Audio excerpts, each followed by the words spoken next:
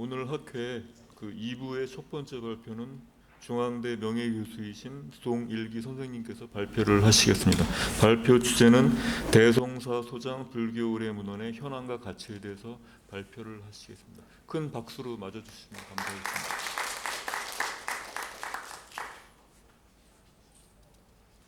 네, 방금 소개받은 중앙대 명예교수로 있는 송일기입니다. 제가 오늘 말씀드릴 내용은 대성사에 수장되어 있는 많은 불교 문헌 중에 불교 의례에 관련된 문헌의 전체적인 현황과 그 중에서 뭐가 중요하고 뭐가 가치가 있는지 이런 내용을 중심으로 해서 말씀드리고자 합니다. 그래서 말씀드릴 내용은 대체로 이 중요한 고문헌은 조선시대 내내 목판으로 간행이 되어 있어요. 그래서 그 목판본을 중심으로 해서 말씀드리겠습니다. 그래서 이 사찰에서 간행한 목판본을 저는 사찰본 이렇게 명칭을 사용하고 있으니까 제가 말씀드린 사찰본 하면 전국의 주요한 사찰에서 목판에 간행한 불서를 사찰본이라 하는구나 이렇게 이해하시면 되겠습니다.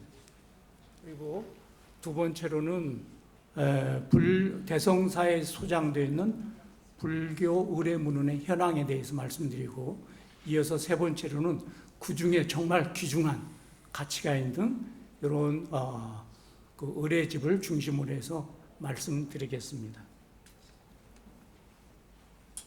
첫 번째입니다. 저는 몇 년 전에 21년인가요? 이런 책을 간행을 했습니다.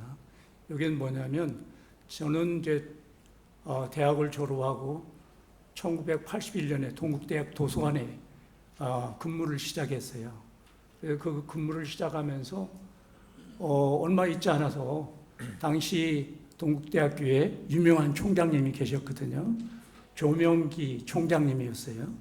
근데 그분이 책을 왕창 도서관에 기증을 한 거예요. 어마어마하게 많은 책을 한 5,000권에 달하는 방대한 책을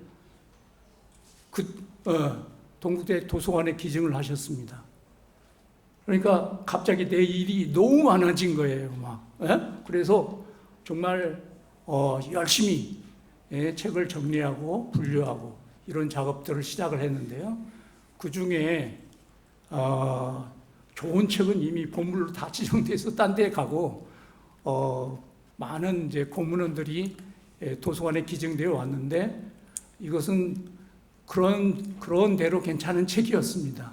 그래서 그 중에 이제 그 책들을 정리하는 과정 중에 불교 고문헌, 불교 불서들을 처음으로 이제 대면하게 됐거든요. 그런데 이 책이 너무 매력이 있는 책들이에요. 그래서 왜 내가 이걸 평생 한번 연구를 한번 해봐야 되겠구나 이런 생각이 많이 들었어요. 그래서 그 정리 작업을 하면서 이 조민 박사님의 책을 정리를 하면서 조선 사찰본에 대해서 제가 이제 점점 알게 되는 그 과정이 있었습니다. 그 후에 이제 저는 이 조선 사찰본에 대해서 집중적으로 연구를 하면서 전국의 모든 절을 다 조사를 했습니다. 그리고 전국의 중요한 도서관을 다 찾아다니면서 정리를 해서 그 결과물로 이 책이 이제 발간이 되게 되었습니다. 조선 사찰본, 제가 이제 조사한 것은 대략 1750여 종이 됩니다. 근데 이것을 기존에는 이제 목록에 다 소개가 일부가 되어 있는데요. 저는 그것뿐만 아니라 전국 사찰의 불복장 전적을 조사를 다녔거든요. 전국에 한 30여 곳을 조사를 했는데, 그러니까 그건 목록에 없는 새로 이렇게 발견이 되는 그런 자료들이에요.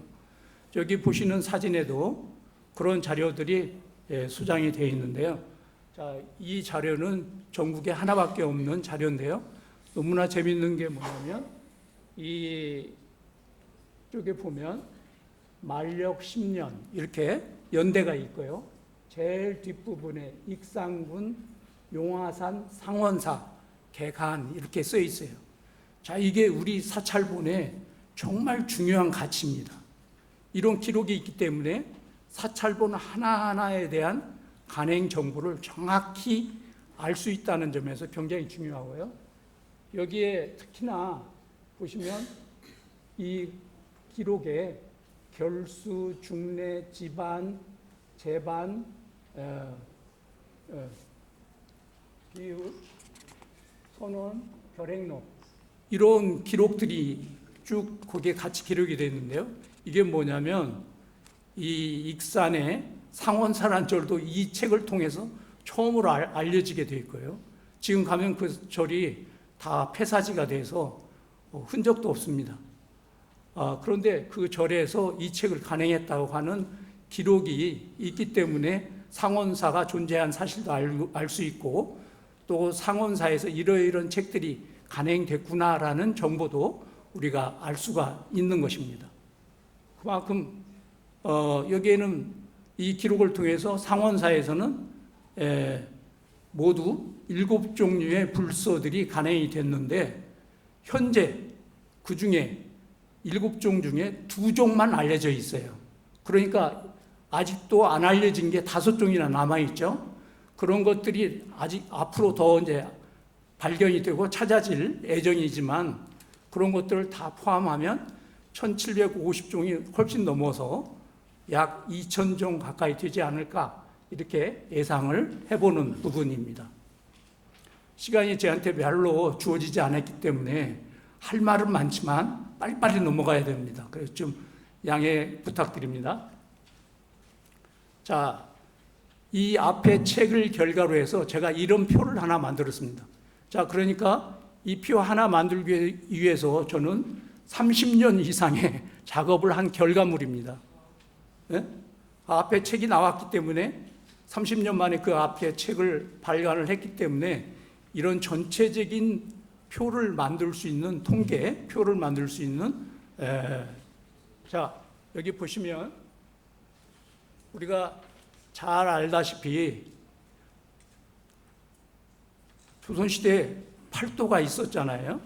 그 팔도에서 어디에서 불경 책들을 많이 간행했을까?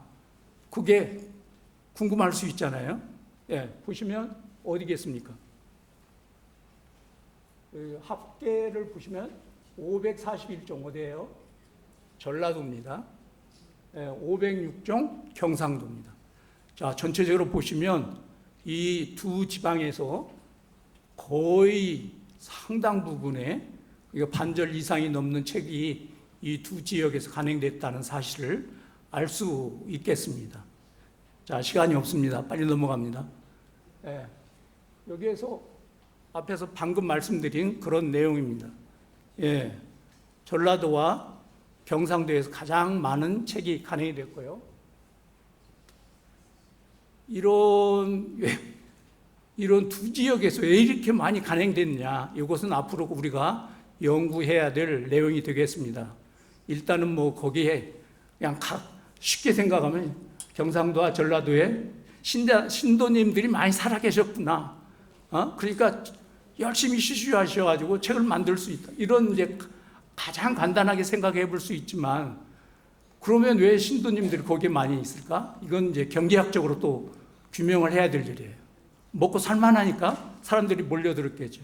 그런 인구 경제학 이런 이제 여러 가지 측면에서 또는 사회학 이런 측면 여러 학문에서 우리가 협업을 해서 공동으로 연구할 과제를 저는 던집니다. 왜 이 양도에서 이렇게 많은 불서들이 간행됐을까? 앞으로 저 후배 연구 교수님들께서 이런 작업들을 계속적으로 진행해야 될 내용이 아닐까. 그런데 표를 보면 오히려 항해도나 이런 지역은 조선 전기에는 제법 많이 책을 간행했는데 조선 후기에 오면서 책 간행량이 확 줄었어요. 왜 그러지? 딴 데는 막 일반적으로 많이 증가가 됐는데 왜 항해도는 특별히 이렇게 감소가 됐는가? 이런 원인도 역시 우리가 앞으로 우리가 이 불교사나 또는 뭐 경제사 이런 측면에서 공동으로 우리가 협업을 해서 연구해야 될 그런 중요한 내용이 아닌가 이렇게 생각을 합니다. 자, 이걸 다시 시대 순으로 또 우리가 분류를 해봤습니다. 분석을 해보니까 16세기 552종, 17세기 539종. 왜 이 두 시기에 이렇게 아주 간행이 이렇게 급증되는 양상을 보이고 있을까? 이것도 또 연구의 대상입니다.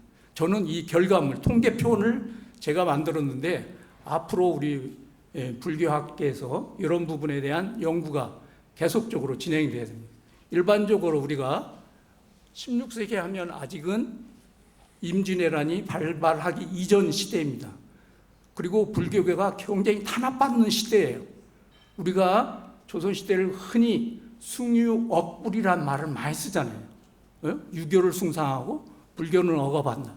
그런데 이런 통계표를 보면 아닌데 이런 생각이 많이 들어요. 저는 그렇게 탄압을 많이 했는데 어떻게 책이 이렇게 많이 간행되지? 이렇게 생각이 되는 부분이에요. 그런 것도 앞으로 우리 연구거리라고 생각해서 제가 표로 제시를 해봅니다. 그리고 세 번째 이 표입니다. 이게 이제 바로 이 우리나라 전국 사찰에서 간행된 전국의 한 권의 책이라도 간행한 절은 335개 절이 제가 이제 조사를 했는데요. 335개 사찰에서 책을 간행을 했습니다. 그걸 중요한 주제별로 이렇게 경전, 율전, 논소, 종이류, 사전류, 예참류 이런 큰 주제로 구분을 해봤습니다. 그랬더니 가장 많은 종수를 보이는 것이 경전류로 677종이고요. 그 다음에 두 번째로는 종이류. 이건 바로 선종에 관한 책들입니다. 종이류는 여기는 무슨 뭐 천태종, 모든 이런 종파들이 여기 다 들어가는데 그 중에 이제 종이류 문헌이 약 475종에 해당이 되고요. 세 번째로 바로 이 예참류인데요. 여기에 바로 불교 의례와 관련된 문헌들이 여기에 분류가 됩니다. 그게 약 307종에 해당이 됩니다.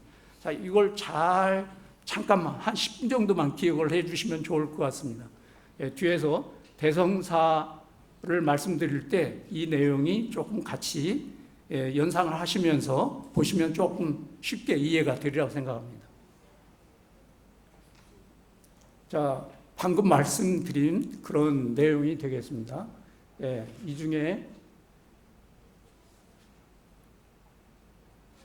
바로 불교 조선시대 전국 사찰에서 간행된 불교 의례문헌은 애참류에 307종이 수록이 되어 있습니다.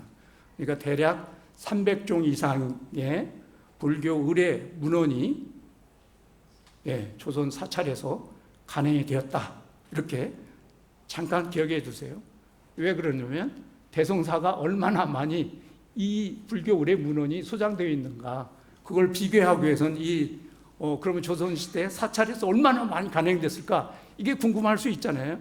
그러니까 이런 300종 정도가 간행이 됐는데 대성사에는 얼마나 이 의례와 관련된 문헌들이 우리 법안 스님이 그동안 열심히 노력해서 많은 의례집을 이제 수집을 하셨다고 하니까 정말로 얼마나 많은 책들이 수집이 됐는지 한번 보시면 좋을 것 같습니다.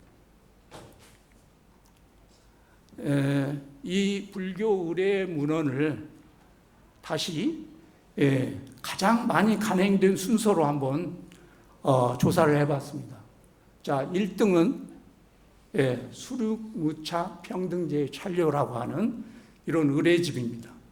앞에서도 임 목사님 가셨네. 아까 삼하사 소개를 하시던데 바로 그걸 제가 지정했습니다. 삼하사에 소장되는 전국의 유일한 갑사본이 소장되어 있거든요. 한 20년 전에 제가 그걸 처음 발견해서 지정하도록 권고를 드린 그런 내용이 되겠는데, 어쨌든 이 수륙무차 평등제의 찬료가 전국적으로 간행이 안 된 지역이 없을 정도, 강원도 2종, 경기도 4종, 경상도 17종, 전라도 15종 등등 전체 52종이 간행되어서 1등했습니다. 의례집 중에 가장 많이 간행된 책이 되겠습니다. 두 번째로는 이제 흔히 중례문이라고 널리 알려져 있는데요. 천지명양 수륙제의 찬요라고 하는 책이 되겠습니다. 이 책은 모두 39종이 간행이 되었습니다.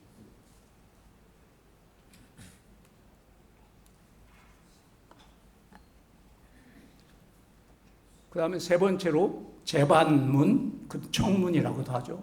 이 책이 36종에 관해서 세 번째.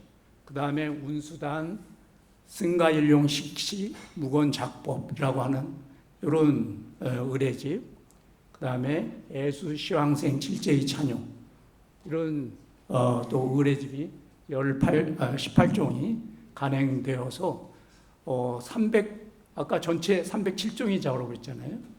그 중에 여기 지금 6등까지 소개를 했는데 이게 약 200종 정도가 됩니다. 그러니까 이 6종류의 의례집이 얼마나 많이 간행되는가를 우리가 짐작을 하고도 남음이 있습니다. 지금까지 말씀드린 조선 사찰본에 대해서 간략하게 정리를 해봤습니다. 우리 아까 조금 말씀드렸는데 조선은 숙류억불로 불교를 통제했는데 이렇게 막 성리학 중준사회로 변해됐잖아요. 근데 16세기는 더군다나 막 탄압이나 심해서 그동안 조선 전기만 해도 왕실에서 지원해서 좋은 책들이 많이 간행됐어요. 소위 왕실본, 사찰본이 아니라 왕실에서 내탕금을 지원해서 왕실본들이 조선 성기에 많이 간행됐습니다. 그런데 연산군 시절이 되어서 살인파들이 득세하면서 결국 평지에 있는 도시에 있던 사찰들이 상당 부분 산중으로 이주를 하게 됩니다. 그러면서 오히려 산중에서 책을 간행하기 여건은 훨씬 더 좋아졌던 거예요.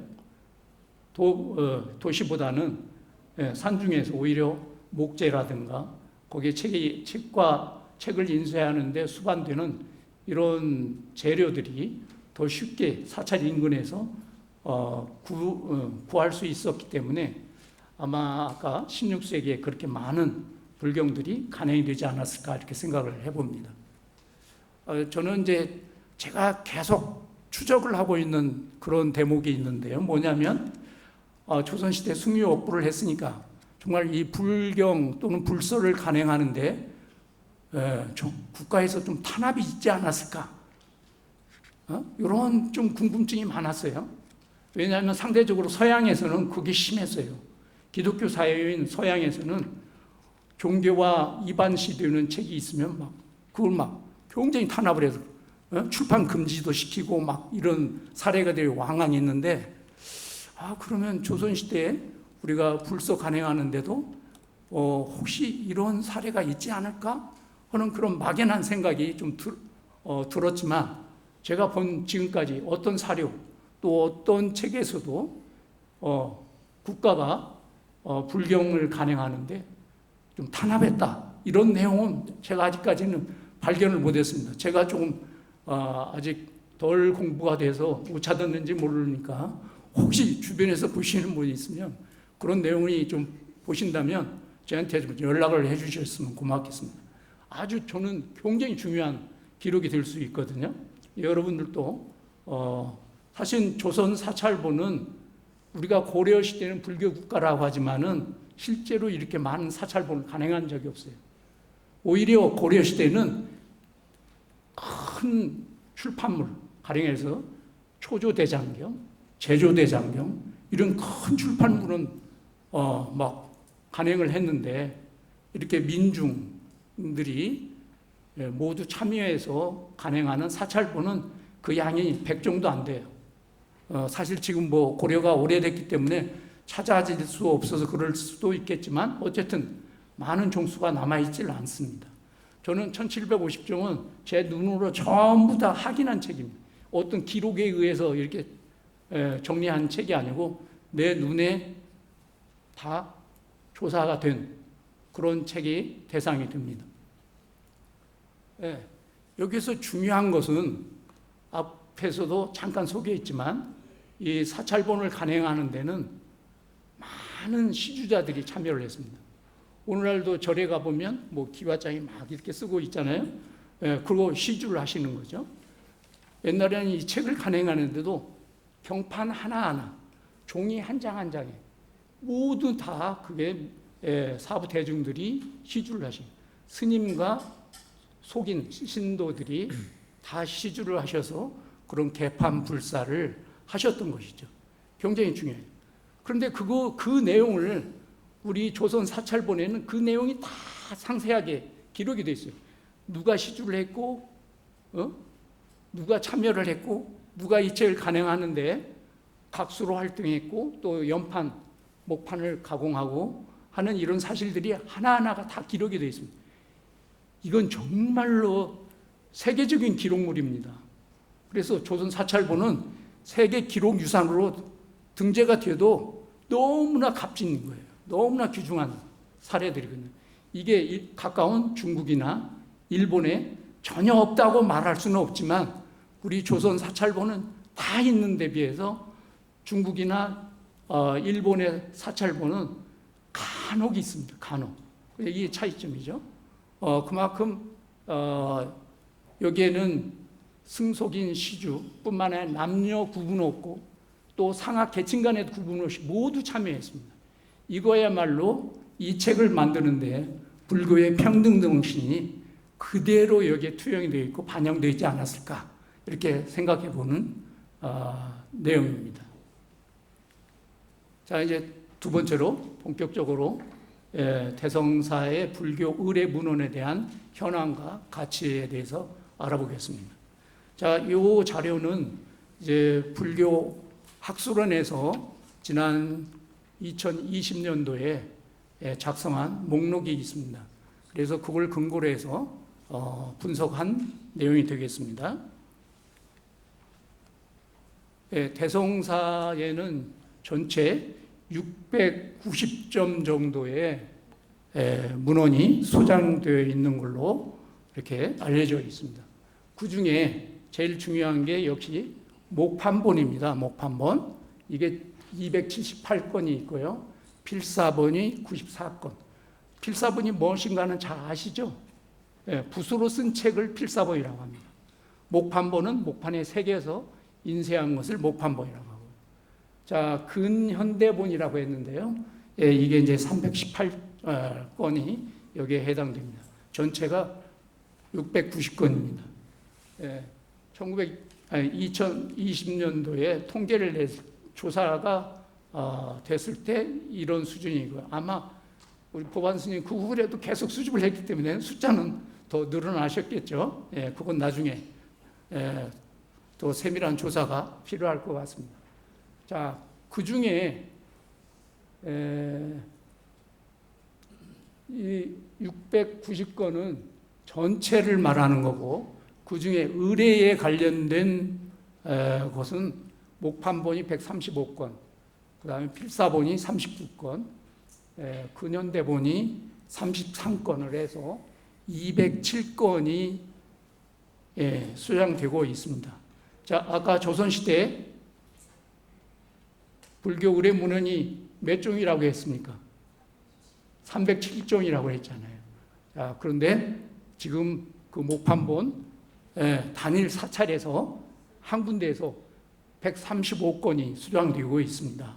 그러니까 거의 45% 정도 우리나라 조선시대 우리나라에서 간행된 전국 사찰에서 간행된 335개의 사찰에서 간행된 불교 의례 문헌 중에 대성사 한 곳에 135건이 수장되고 있다는 게 이건 놀라운 일입니다.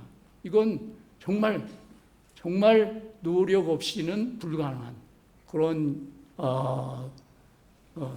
집서, 수집 활동이 아니었겠느냐 이렇게 생각되는 부분입니다.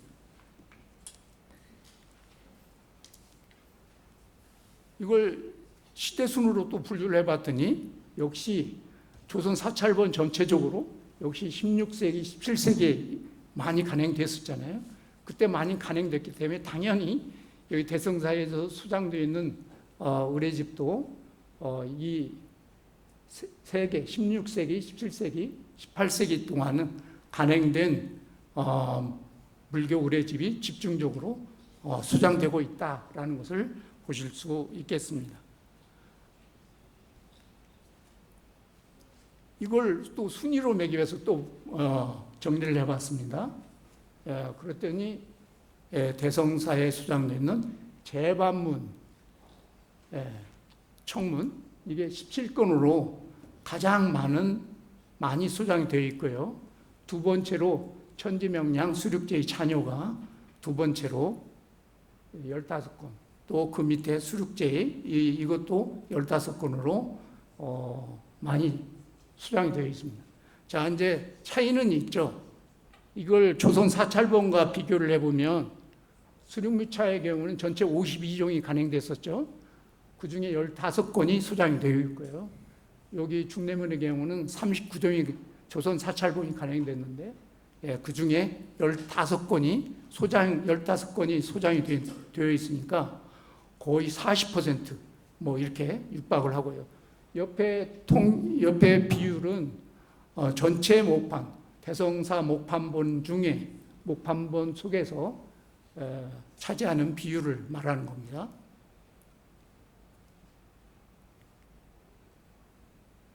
자, 대성사 이제 마지막으로 수장되어 있는 불교 의례집이 어떠한 가치를 지니고 있는지 한번 정리를 해봤습니다.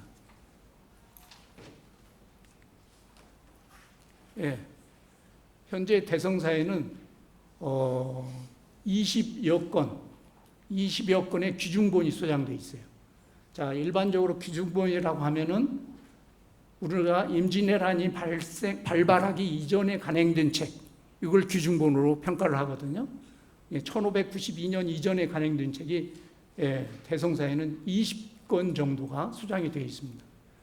또 그리고 여기 특별히 소개하는 5종은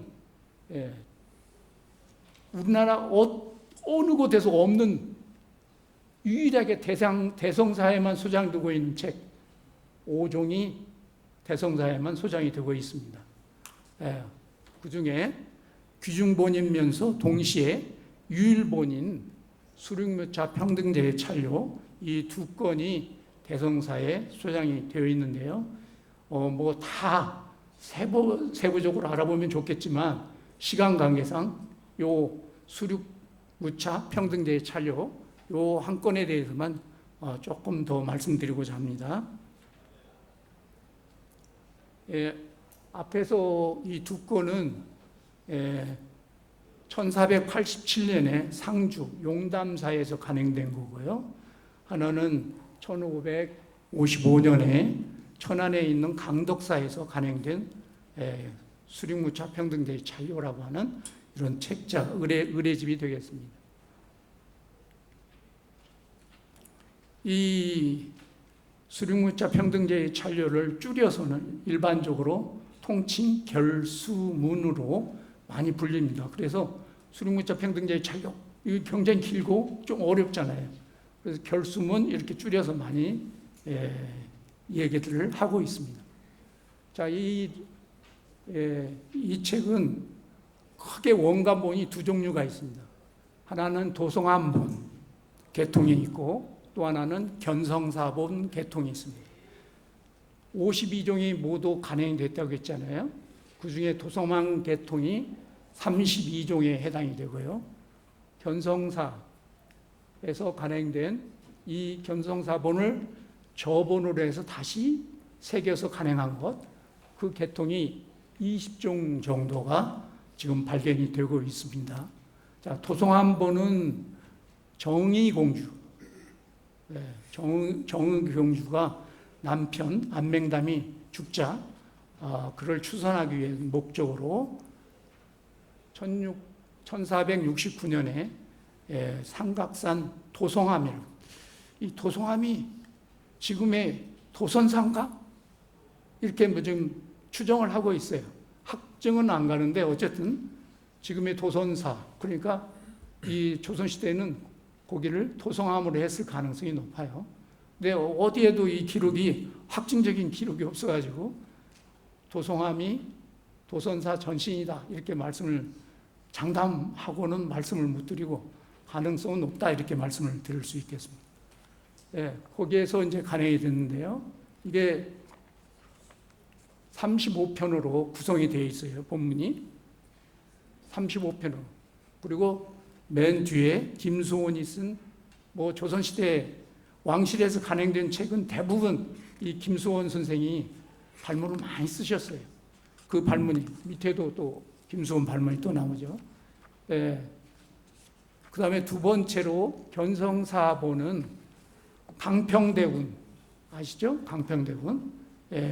저기 수서 쪽 일원동에 가면 묘가 있고 그 밑에 한정식 식당이 있습니다. 아마 많이들 가보셨을 거예요.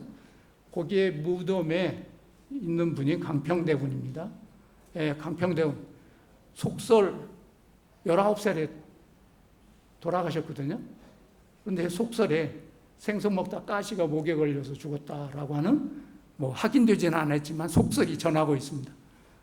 굉장히 일찍 돌아가셨잖아요. 그래서 그 부인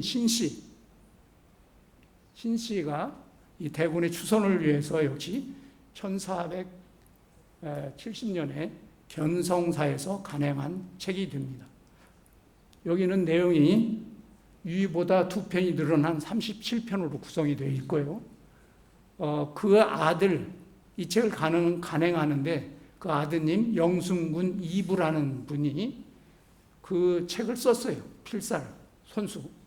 쓰고 그걸 판각해서 간행한 거거든요. 그런데 공교롭게도 그분이 1469년에 그걸 판화본이라고 하는데 이걸 다 쓰고 난 다음에 발문까지도 다 작성해 놓고 이 양반도 갑자기 27살에 돌아가셨어요. 그래서 할 수 없이 그 뒤에다가 김수원의 발문을 1470년에 김수원이 발문을 써서 추가해서 이 책을 간행한 것이 견성사본입니다. 부인 강평대군 부인 신씨 남편이 죽자 출가를 했습니다. 해원이라고 하는 법명이 있고요. 또 영순군 이부의 부인 김씨도 출가를 했습니다. 영순군이 죽자 출가를 해서 선유라고 하는 법명을 가지고 계십니다. 이분들이 이제 시주를 해서 대공덕주로 참여해서 간행된 책이 견성사본이 되겠습니다. 바로 앞에 도성한본 결수문은 아직 발견이 안 됐다고 말씀은 내가 드렸나? 써있긴 했었는데 그 책은 아직 발견이 안 되고 있습니다. 그런데 간행되었을 가능성은 동시에 간행된 이 천지명량 수륙제의 찬유 발문에 여기 보면 삼각산 도성함에서 이런 책 수륙의문, 결수문, 소미타 참 이런 책들이 동시에 간행된 사실을 여기 밝혀놓고 있거든요. 그러니까 이 발문이 똑같습니다. 이 발문이 똑같은 발문이 아마 그 결수문에도 붙어 있을 걸로 이렇게 추정을 해볼 수 있겠습니다. 어쨌든 이 내용은 여기에 어렵게 초서로 쓰여 있고 한문으로 되어 있기 때문에 내용을 알 수 없을 것 같아가지고 보기 편하시게 부록으로 제가 다 번역을 해서 수록해 놨으니까 혹시 관심 있는 분들은 참고를 하시면 좋을 것 같습니다. 또 견성사판입니다. 예. 자, 요건 영순군 강평대군 부인 신씨가, 그 다음에 그 아드님 영순군 이부라는 사람이 글씨를 쓰고 판각해서 간행한 책이라고 말씀을 드렸습니다. 여기에 이제 그 공덕주로 참여한 게 해각존자, 신미대사, 그 다음에 하결, 학조, 이런 그 당시 최고의 대선사들이 여기에 참여해서 이 책을 간행한 사실을 볼 수 있겠습니다. 자, 이건 사찰본이 아닙니다. 그래서 왕실에서 주도해서 강평대군 부인 신씨 이렇게 왕실의 지원을 받아서 간행된 책이 되겠습니다. 자, 그런데 대성사에는 방금 말씀드린 것처럼 귀중본이면서 동시에 국내 유일본 이 두 종의 결수문이 수장이 되어 있습니다. 하나는 경상북도 상주에서 1487년에 간행된 용담사에서 간행된 용삼사본이 소장이 되어 있습니다. 자, 이 책은 그러니까 지금 유일하게 우리나라 아무 군데도 없습니다.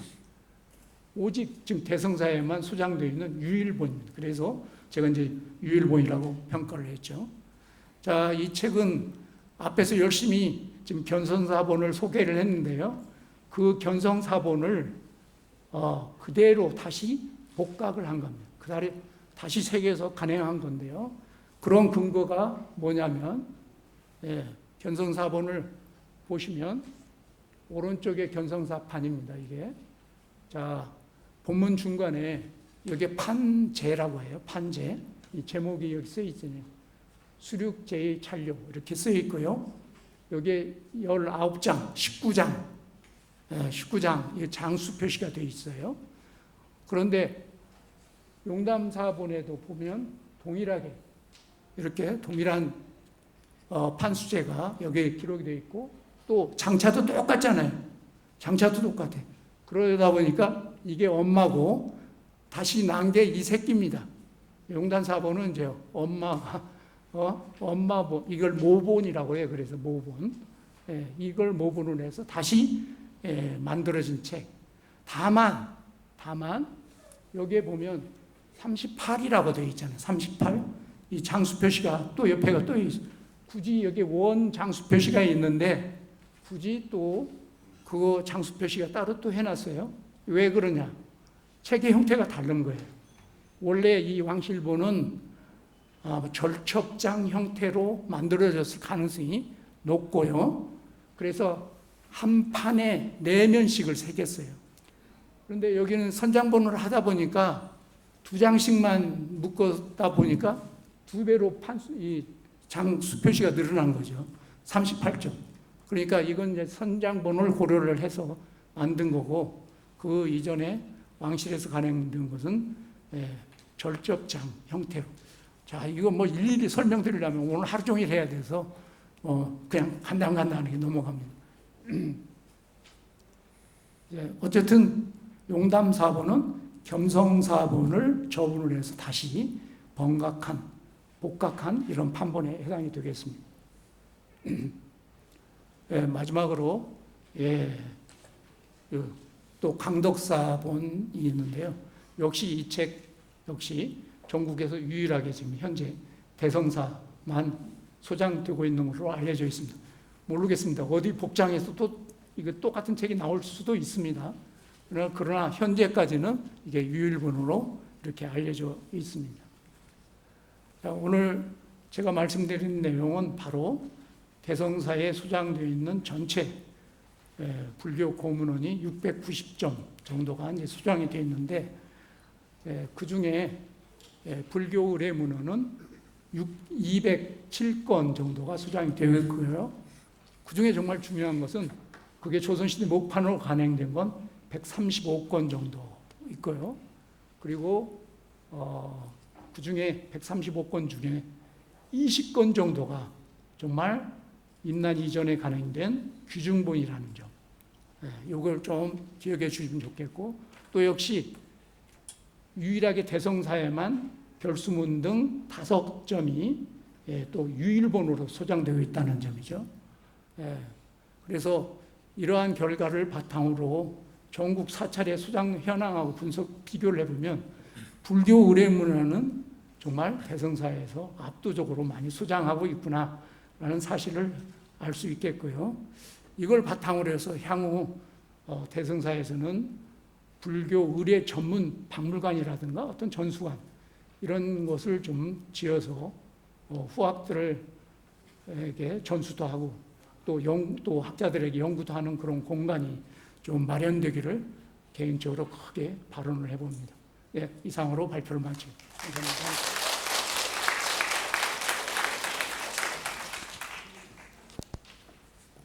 시간이 약간 좀 지체됐는데요. 예. 다음 발표를 바로 시작하도록 하겠습니다. 다음 발표는 동국대 동국역사문화연구소에 계시는 박남수 선생님께서 대성사 소장 예수시황생 7제의 찬유와 예수제에 대해서 발표를 해주시겠습니다. 큰 박수로 맞이해 주시면 감사하겠습니다.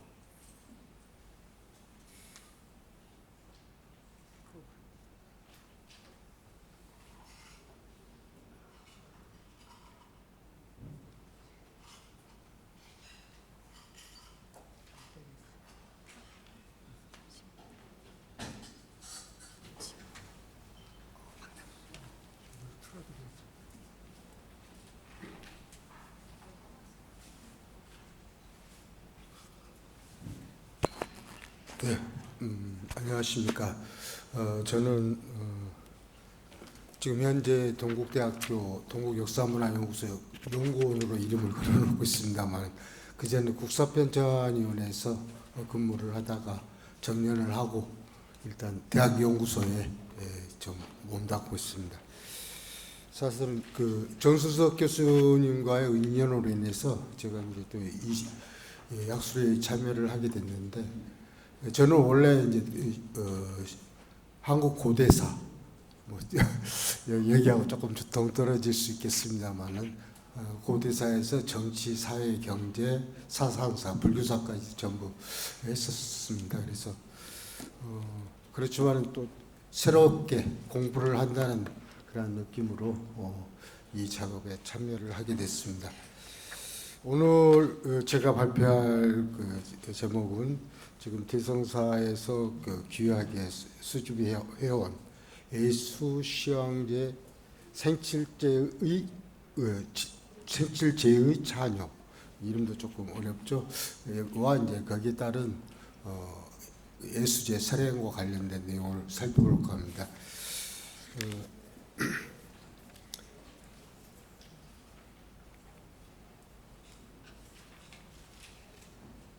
지금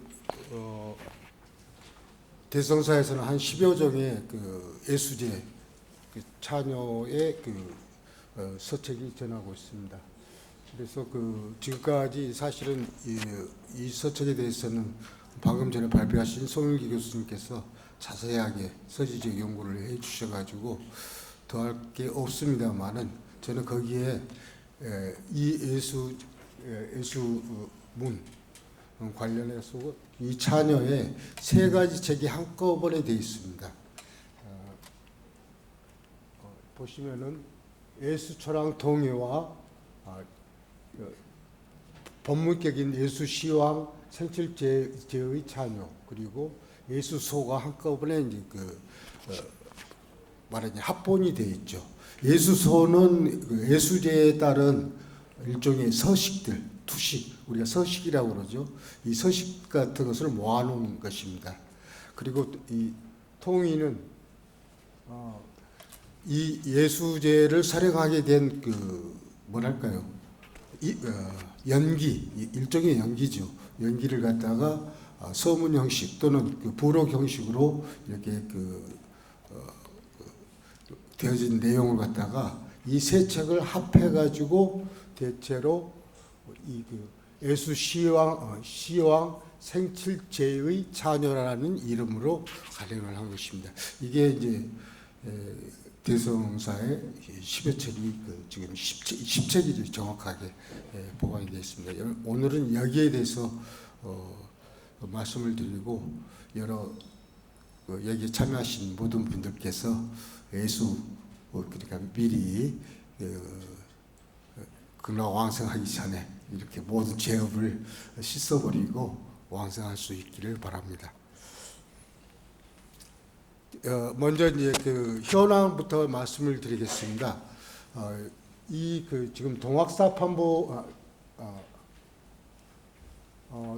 판보는 사실은 전번에 동국대 아카이브 ABC 사업단에서 조사를 한 데에는 포함이 되지 않았습니다. 그래서 이번에 발표에 앞서서 이제 법안 스님께서 먼저 자료를 주셔가지고 제가 이 부분을 먼저 쓰게 된 겁니다. 근데 이 자료를 보다 보니까 이것은 아직 학계에 보고도 안 된 자료입니다.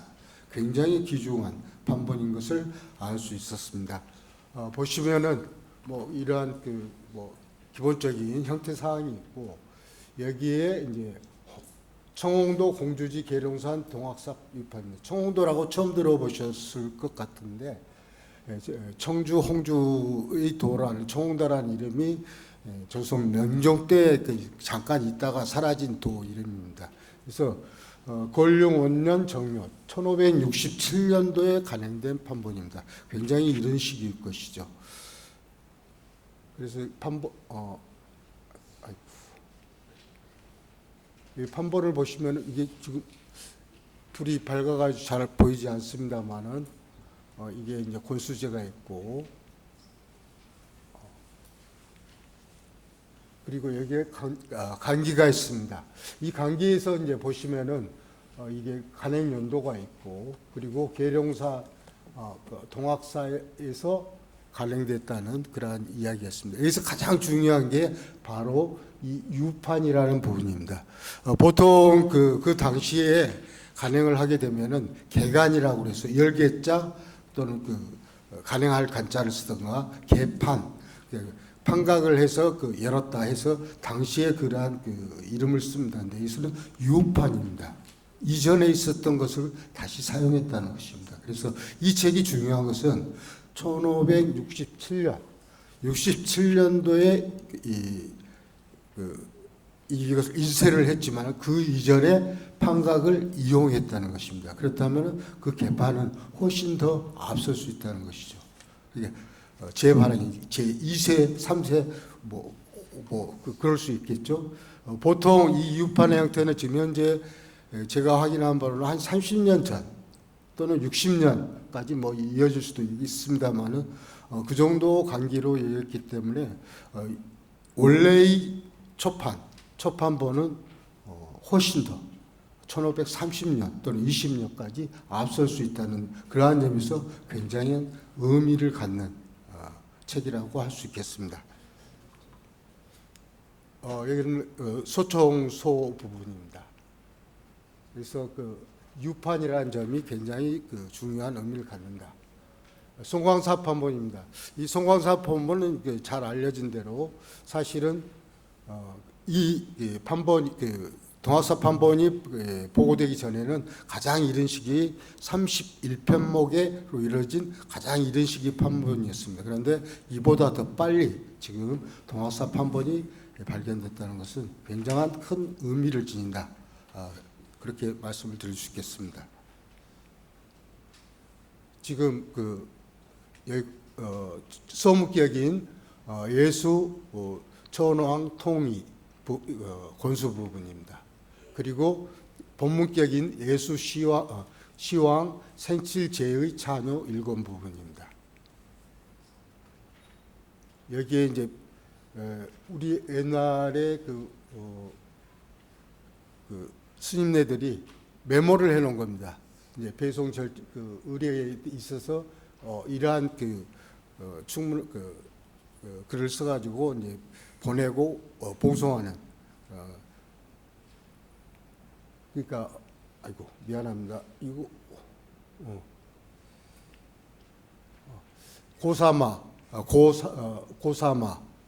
고사마구 이제 소위 명북에 있었던 하급 관리들입니다. 그 부분들까지 전부 초빙을 해가지고 전부 공양을 드리고 이렇게 봉송을 하는 이러한 데 대해서 말하자면은 이러한 글귀를 써가지고 보내는 그러한 것들을 갖다가 생생하게 볼 수 있는 그러한 자료라고 할 수 있겠습니다.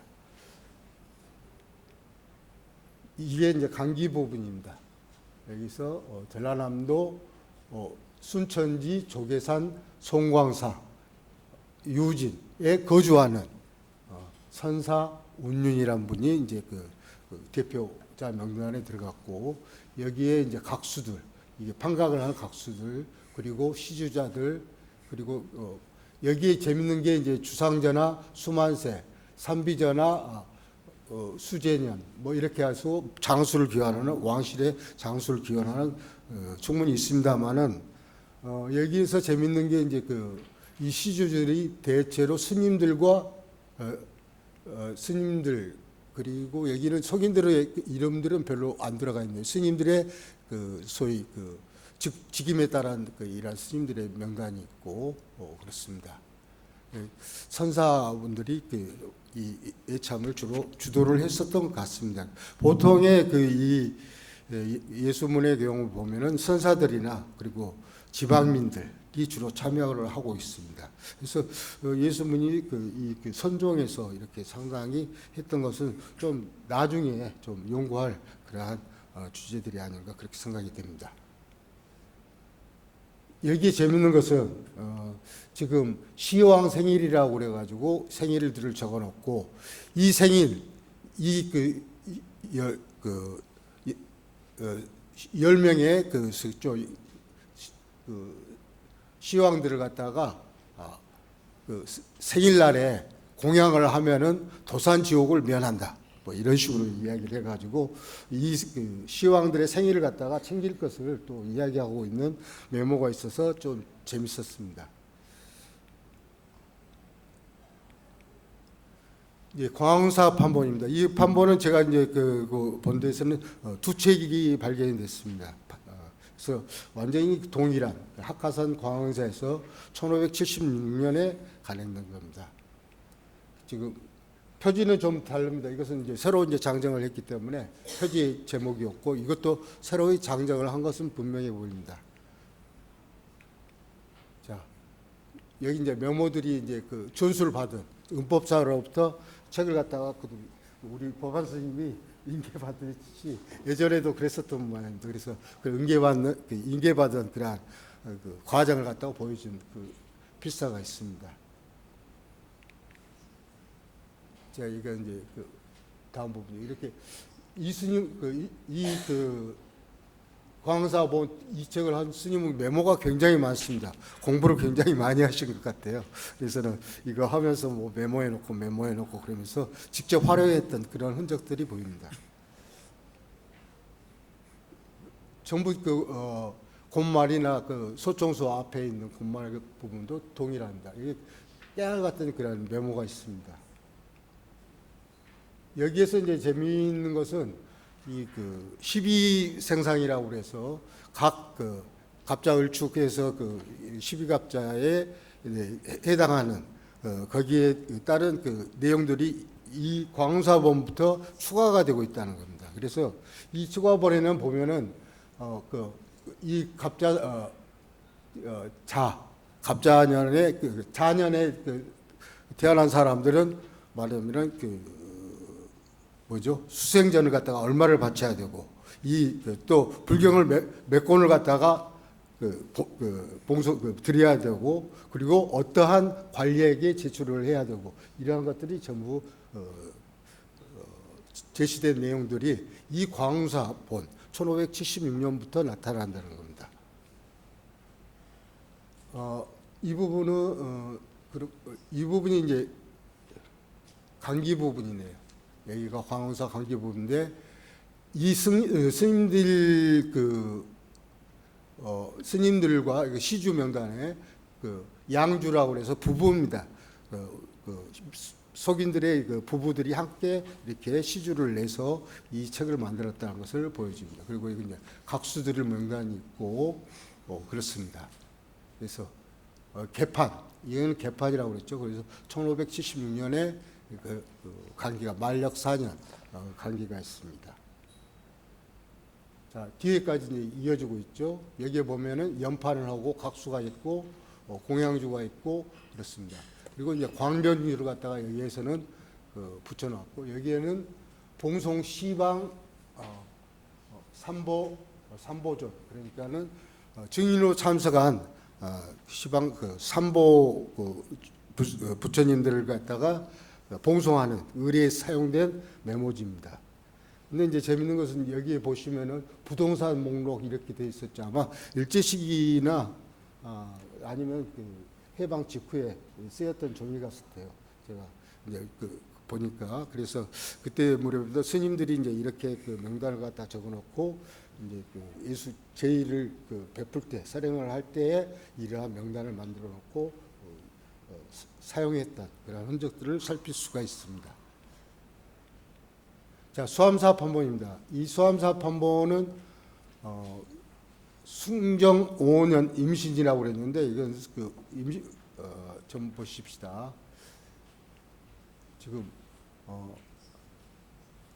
통이가 먼저 있고 그리고 차녀가 있고 그리고 소총소가 있습니다.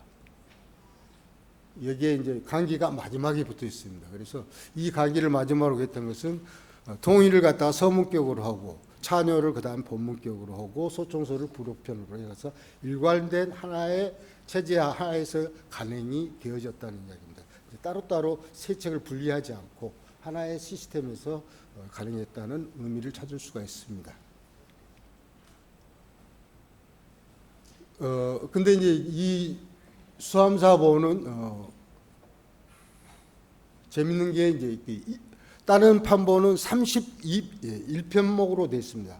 그러니까 장차의 제목이 31편인데 이 판본은 25편으로 되어 있습니다. 그래서 학계에서는 지금 25편본이 먼저냐, 31편본이 먼저냐, 이제 이런 식으로 이제 이야기를 하고 있습니다만은 아까 말씀을 드렸다시피 그 전에는 25편본 본이 가장 이른 시기일 것으로 되어 있었습니다만 동학사본이 발견됨으로 인해 가지고 31편본이 훨씬 더 빠르게 간행되었을 가능성이 있다. 그렇다면 거기에 대해서는 재검토할 여지가 있다. 이러한 이야기가 나옵니다. 근데 이 판본에서는 재밌는 게 뭐냐면은 권수제가 차녀입니다.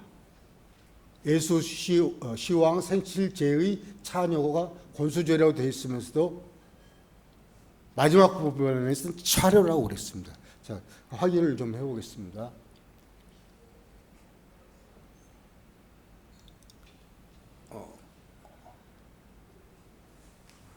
여기 차녀라고 되어 있죠. 여기가.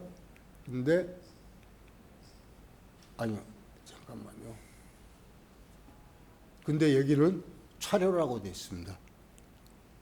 이것이 무엇을 의미하느냐. 그리고 집술자도 전부 똑같은 송당 스님입니다. 그래서 차녀하고 차려를 크게 구분을 하지 않았습니다면 동시기에 만들어졌다면 31편본과 25편본은 하나의 용도에 따라서 하나는 간략본으로 차려를 만들고 하나는 차녀는 전체의 제의 형식으로서 차녀를 만들고 그러면서도 이것을 차녀라도 부르고 간략본은 차려라도 불렀던 사실을 보여주는 게 아닌가.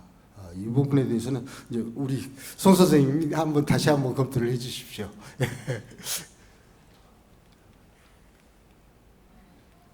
예, 그런 점에서 이 수암사본은 상당히 의미를 갖겠다. 그렇게 생각을 해볼 수 있겠습니다. 자, 송광사본 판본 두 번째 판본이 있습니다. 이 판본은 1648년도에 이제 간행된 것인데, 그래서 송광사에서 한 번 간행이 되고 다시 한 번 또 이제 간행이 된 겁니다. 그래서 보시면은 이제 이거는 소위 차뇨가 먼저 제일 앞부 소두 부분에 나오고 그리고 간기가 나옵니다. 그래서 차뇨를 별도의 간기를 두고 그리고 소가 나오고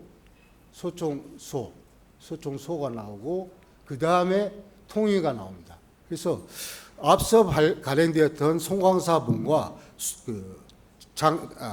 장차의 순서가 완전히 틀립니다. 그래서 이것을 갖다가 어떻게 이해할 것인가. 그래서 보통 이제 송광사본 두 개의 판본이 있는데 48년도분은 개판이라 하고 이것은 이제 방금 두 번째 판본을 갖다 개판이라고 그랬단 말이에요. 새로이 판각을 해서 만들었다. 그런데 이전에 송광사본의 경우는 1574년도에 만들었지만 두 본이 다 장차가 서로 틀립니다. 그리고 개판이라고 했다면은 이것은 복관을 하는 게 아니라 따로따로 만들었다. 이러한 사정을 우리가 또 확인할 수가 있지 않겠느냐 그렇게 생각을 해보겠습니다. 정예사본입니다. 이건 이제 순천 정예사에서 이제 간행된 것인데 이렇게 이제 차뇨가 먼저 간행이 되고 판각이 되고 여기에 이렇게 간기가 나옵니다. 그리고 통이가 나오죠. 간기에 보면은 이제 뭐 거의 똑같습니다. 여기 대선 신행해서 뭐 이렇게 나오고 각수의 명단들이 이렇게 나옵니다. 여기서 정예사본에 재밌는 것들은 그렇군요. 그리고 이 스님들하고 그리고 스님들의 이제 상광 뭐 해서 스님들이 전문하고 스님들이 많이 참여를 했습니다. 보면 스님들의 이름입니다, 전부. 그래서 거의 그리고 공양주도 있고 공양주도 스님의 법명 같아요. 그래서 이 스님들 주도로 만들어진 게 아닌가 이제 이런 생각이 들어집니다. 소총소가 있고 여기에 재밌는 게 산신청이라고 그래서 필사로 되어진 이러한 산신에 대한 청원문 뭐 이런 것들이 들어있단 말씀이죠. 이게 무슨 의미일까? 그러니까 예수제에서 산신이 갑자기 등장을 한단 말이에요. 그래서 이 필사가 언제 들어간지 모르겠습니다만은 예수제에 산신이 이제 참여를 하게 된 시점 이런 것들은 우리가 좀 검토할 필요가 있겠다. 이런 것을 시사하는 판본이다 이렇게 생각해 볼 수 있겠습니다. 흥국사 판본입니다. 이 흥국사 판본이 굉장히 흥미롭습니다. 간기가 두 개가 나옵니다. 그래서 첫 번째 간기는 이제 소위 차뇨에 붙어 있는 간기. 이 간기는 1665년입니다. 그래서 이 판본이 인쇄된 것은 1665년입니다. 근데 뒤에 부록편으로 있는 예수소, 소위 투식, 서식이 있는 이 부분은 1632년도 겁니다. 유판입니다. 용복사 유판이라고 나옵니다. 이게 용복사 유판을 가지고 이 흥국사에서 인쇄를 할 때 유판을 활용을 해가지고 말하자면 하나의 척으로 엮었다는 이야기입니다. 그래서 이 유판이라는 의미는 뭐냐면은 이 유판과 1632년에서 1665니까 한 33년도의 차이가 나죠. 그래서 아까 동학사 판본이 한 30년 앞설 수 있다고 제가 이야기한 게 이 판본을 신뢰로 들어서 이야기를 드린 겁니다.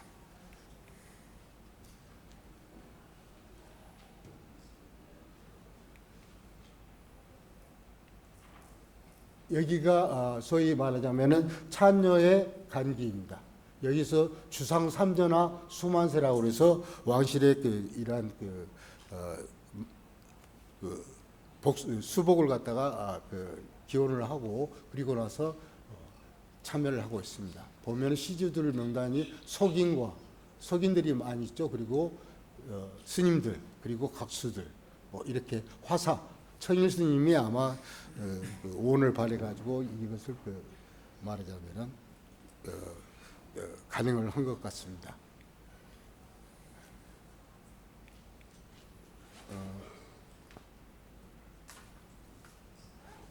여기서 잠깐 이제 예수소라고 그러죠. 이 전체를 갖다가 이 소문인데 이 그 서식이 잘 나타났습니다. 받는 사람, 수신인, 수설, 명사, 등회소. 그러니까 명부에 내가 이 예수제를 지내면은 이 명부에 등록 등록소에다가 등재를 하게 됩니다. 그래서 이 등록소를 갖다가 명부로 보내는 겁니다.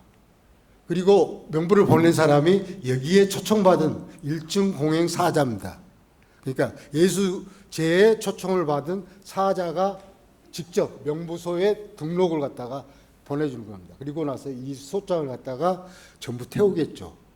그래서 이 소장이 이제 소라는 것은 지금 예수소라고 해서 이렇게 일관해서 몇 개의 이러한 문서들이 나타나는데 제를 지르면서 이 일직 사자를 부르고 또는 월직 사자를 부르고 해가지고 이들이 작성을 해서 올린 것처럼 명부에 올려가지고 말 기재를 한 겁니다. 등기부에 기재를 하면은 이 사람은 예수제를 지냈어. 그리고 사자들까지 보내가지고 보냈어. 이런 것들을 갖다가 확인하는 그러한 등기부 등본을 만드는 겁니다.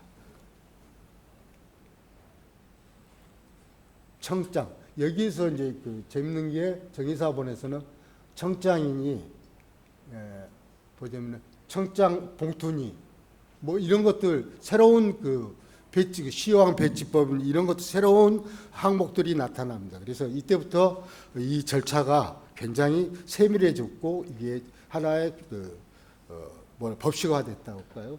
그랬던 것으로 판단이 되어집니다. 그리고 또 흥미로운 것은 딴 데 없는 예수전을 갖다가 모집해서 옮기는 그러한 법, 그리고 금은전을 갖다가 옮기는 법, 산화락이라 해서 예수전을 이게 이제 산화락은 처음으로 나타났는데 꽃비를 내린다고 그러죠. 그래서 높은 데에서 맞아 숯을 태워가지고 숯이 막 불빛이 떨어지게 하는 이제 이러한 민속제에서도 이제 나오고 그렇습니다만 이런 것들이 여기서 나타나고 있습니다. 그리고 헌전계 개송이 나오고 그리고 명부의 30문은 일관이다. 그래서 돈의 액수의 가치를 비교하는 이러한 기록들이 처음으로 나타난다는 겁니다. 이제 갑사판본입니다. 이 갑사판본은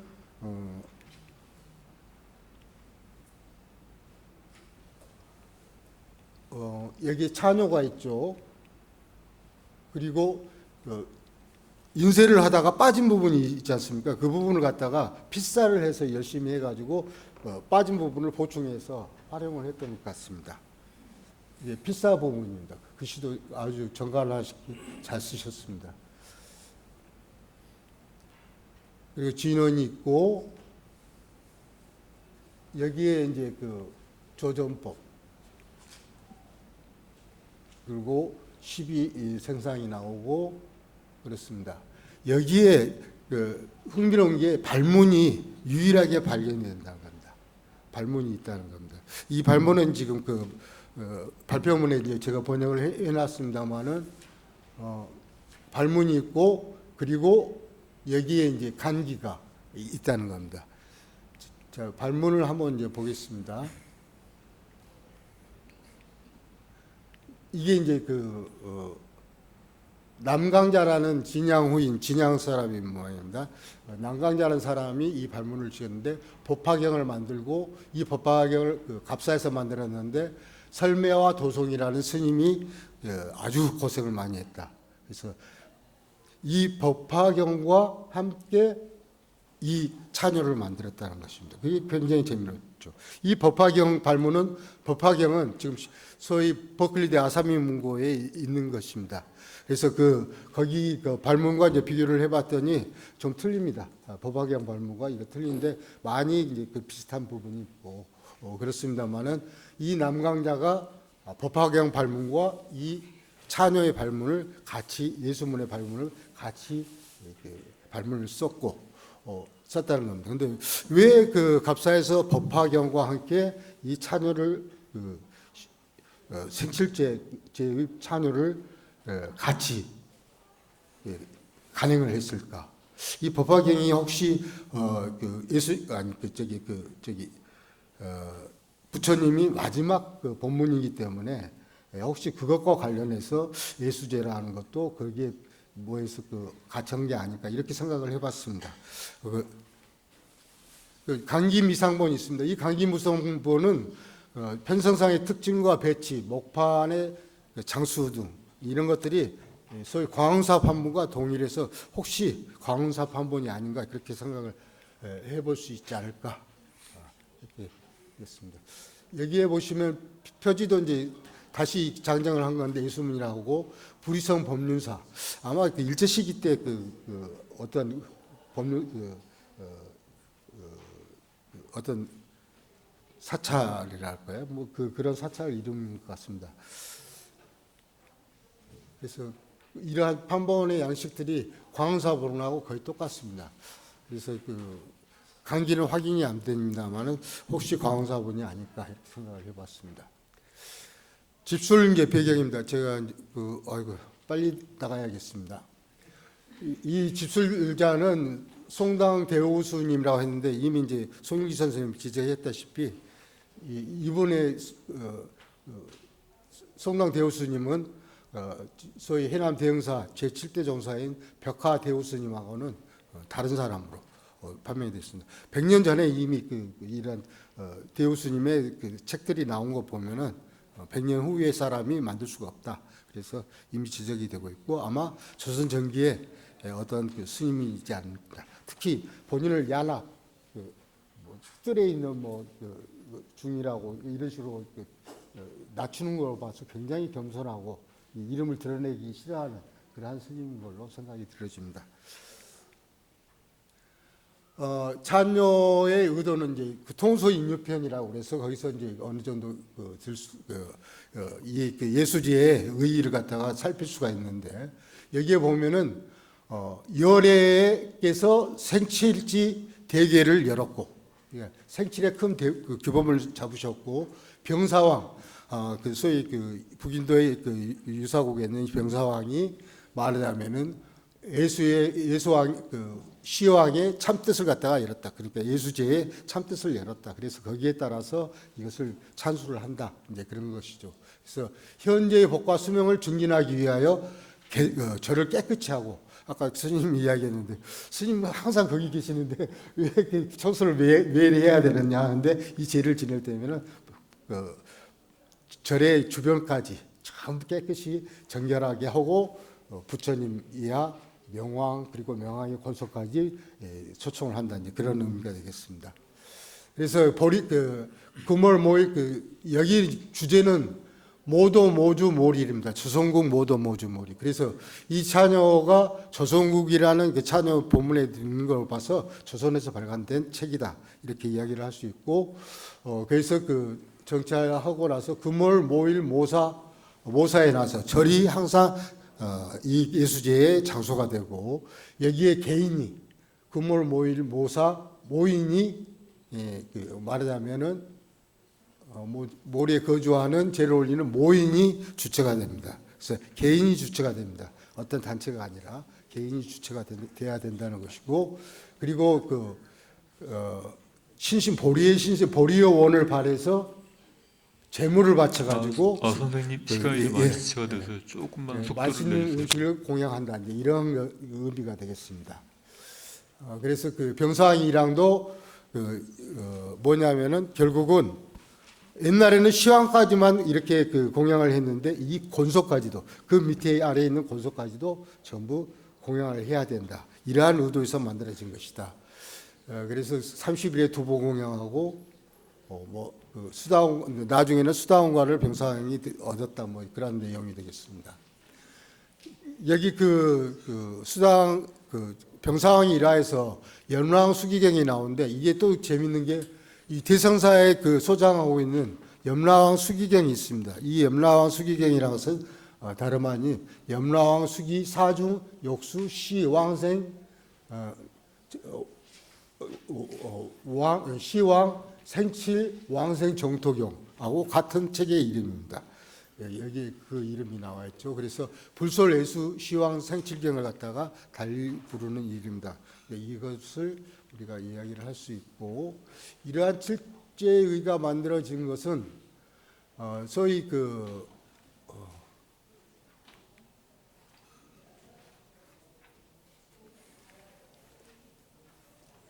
병상의 일화에서 병상이 시왕 생칠제를 많이 했습니다마는 조선법을 지키지 않고 또 생칠제를 시왕에게만 한장한다는 것입니다. 그러니까 이런 것을 고쳐서 제의를 좀 다시 만들 필요가 있었다는 것이죠.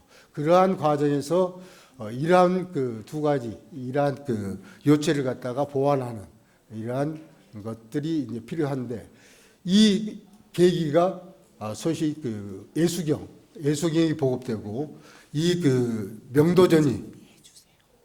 명도전이 보급됨으로 인해서 이 공양하는 것이 필요하게 됐다, 이러한 이야기입니다. 이 추이건은 이제 그러한 데서 말하자면은 보시면은 예수경은 원래 당나라 말기에 장천이라는 이가 만들었는데 후주 송대에 유행을 했다가 우리나라 고려 초에 들어왔습니다만은 원나라 때 본격적으로 들어오기 시작해서 고려 말에 예수경과 소위 천지명양 수륙제의 찬요가 간행이 됐고, 이러한 것들이 명양 수륙제의 찬요를 바탕으로 해서 예루시왕 17제가 생칠제의 찬요가 만들어졌다, 그 이야기입니다. 어려우니까 그냥 발표문을 참조를 하시고 표를 보시기 바랍니다. 그래서 이제 여기 보면은 대체로 31편본이든 25편본이든 대체로 아까 말씀드렸던 수륙제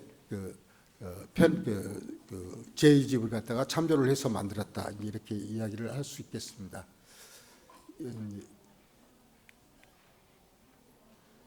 찬요에 나타난 예수제의 절차를 이제 이야기를 했습니다. 그래서 생자의 장수와 복락을 발언하고 설행도량을 청정리하고 향을 피워서 향공을 하고 명부사자를 초청을 합니다. 그래서 의식을 증명하기 위해서 열의 증인으로서 열애와 보살 등 상위의 부처님들을 초청을 하고, 중간에 3개의 천신과 염라대왕 중위로 초청을 하고, 하단에 그 권속들을 갖다 초청을 합니다.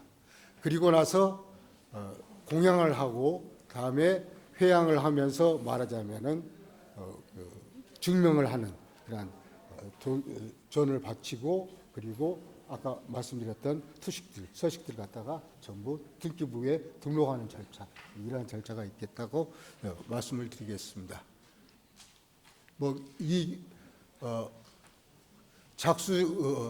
작수작법 담배 절차 규칙은 이제 부처님들을 어디 장소에 어디에 모시고, 권속들을 어디에 모시고, 그리고 마고들을 어디에 하고, 소정 의식은 어디서 하고, 이러한 절차입니다.